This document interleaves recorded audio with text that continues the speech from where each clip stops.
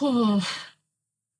बहुत थकावट है, जा ही नहीं रही है। सब कुछ है, लेकिन पता नहीं क्यों थकावट इतनी महसूस होती है आपको? कोई बात है? हर वक़्त थकावट, थकावट, थकावट, किसी काम में दिल नहीं लगना।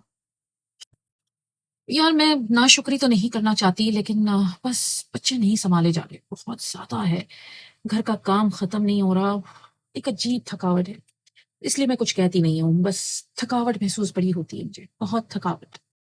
क्या आपको भी ऐसा महसूस होता है कि आप बहुत थके हुए हैं, जज़्बाती तौर पे? तो ये वीडियो आपके लिए है। Hello again.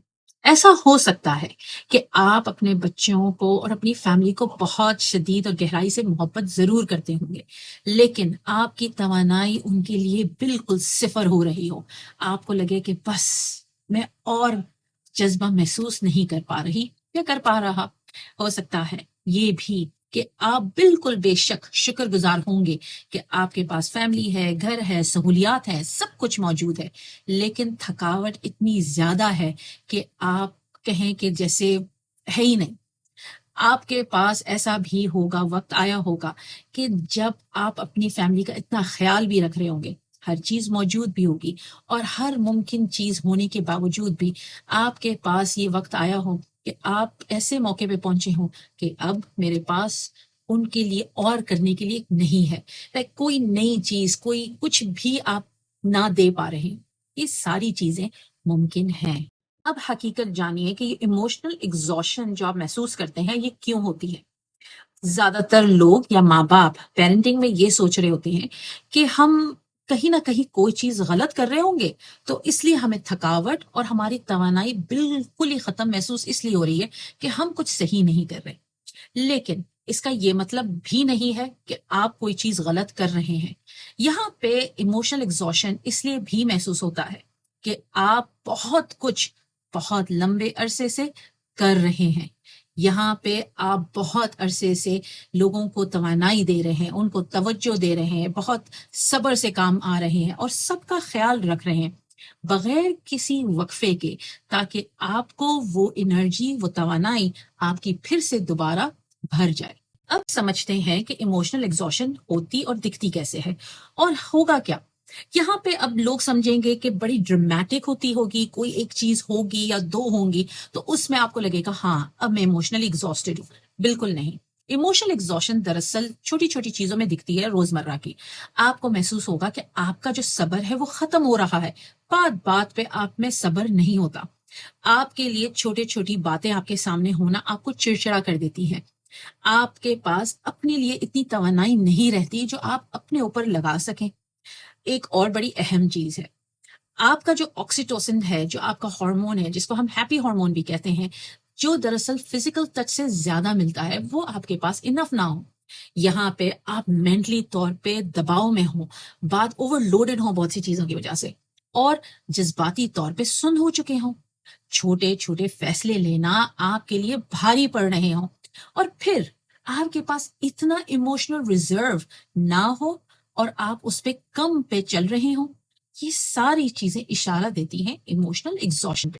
अब बताएँ कि माँ-बाप क्यों इमोशनली एग्ज़ॉस्टेड हो जाते हैं? देखें, माँ-बाप इसलिए इमोशनली एग्ज़ॉस्ट हो जाते हैं कि आजकल का हमारा फैमिली स्ट्रक्चर इन्हीं माँ-बाप पे ज़्यादा ज़ोर और दबाव से चलाता है। उन्होंने एक जनरेशन ऊपर का भी ख्याल करना होता है और उनसे नीचे जनरेशन का भी ख्याल करना होता है। साथ में अपनी जनरेशन में बहुत सारी ज़िम्मेदारियाँ भी निभानी होती हैं। यहाँ पे माँ-बाप बहुत सारे लोगों का ख़्याल कर रहे होते हैं, उनकी ज़रूरियात को पूरा भी कर रहे होते हैं और उनके लिए कोई चीज़ शेड्यूल्स जो होती हैं, उनको ऑर्गेनाइज़ करते हैं। छोटे-छोटे फ़ैसले दिन भर में बार-बार लेने पड़ते हैं। हर किसी की ज़रूरत को पूरा देखते हैं और हर किसी की ज़रूरत में क्या चीज़ अभी करनी है और क्या बाद में करनी है, उसको भी देख रहे होते हैं। आगे का प्लान करना है, मौजूद रहना है, हर किसी के लिए प्रोवाइड करना है। अगर अब इस सिचुएशन में आप सोचें कि आप सबको सपोर्ट कर रहे हैं और सबको प्रोवाइड कर रहे हैं, इमोशनली और फिज़िकली मौजूद हैं और उसमें आप अपनी आराम और अपनी रिकवरी का ध्यान ना दें, तो फिर इमोशनल एग्ज़ॉशन ना होना नामुमकिन हो जाता है। इसलिए तो बिल्कुल भी नहीं कि आप एक कमज़ोर हैं या किसी चीज़ की कमी है, बल्कि इसलिए कि आप एक इंसान हैं। اب جب آپ ایموشنلی ایگزاسٹڈ ہوں تو اس کا ہرگز جواب اور سولوشن یہ نہیں کہ آپ اور کچھ کریں.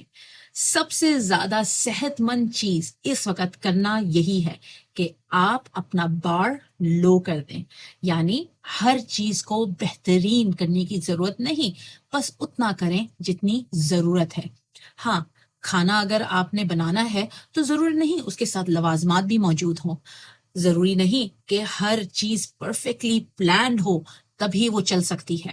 اس کا یہ مطلب بھی نہیں کہ ہاں آج گھر صاف نہیں ہے تو اچھا دن نہیں گزرا. صاف ہونا ضروری ہے. اپنے لیے تھوڑی گنجائش رکھیں کہ آپ کا وقت آرام سے اور سکون سے گزرے. ہر روز ایک پروڈکٹیو ڈے نہیں ہوتا. کچھ دن تو صرف اور صرف سروائیول کے ہوتے ہیں، اور ان میں سروائیو کرنا آپ کی کامیابی ہے. یہاں پہ یہ بھی میں کہنا ضروری سمجھتی ہوں کہ یہ امپورٹنٹ ہے کہ آپ اپنے ارد گرد کے لوگوں کے لیے جج نہ کریں، ججمنٹل نہ بنیں.